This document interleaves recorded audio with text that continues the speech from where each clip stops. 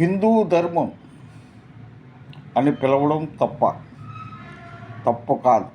సనాతన ధర్మంగా పిలువబడే మన ధర్మానికి హిందూ ధర్మం అనే పేరుతో పిలవడం తప్పుగా ఎలా భావించవచ్చు?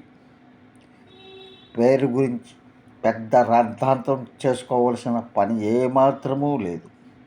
కానీ మన ఆచార వ్యవహారాలను మరిచిపోయి దిగజారిపోకుండా హిందూ అనే పేరుతో వ్యవహరించడం దోషమేమీ కాదు.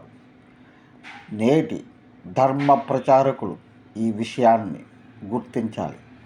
అందుకై మన ప్రాచీన ఆచారాలను, ధార్మిక భావాలను, శాస్త్రాలను పరిరక్షించి రాబోయే తరం వారికి అందించే యోగ్యములైన అనుసంధానకర్తలు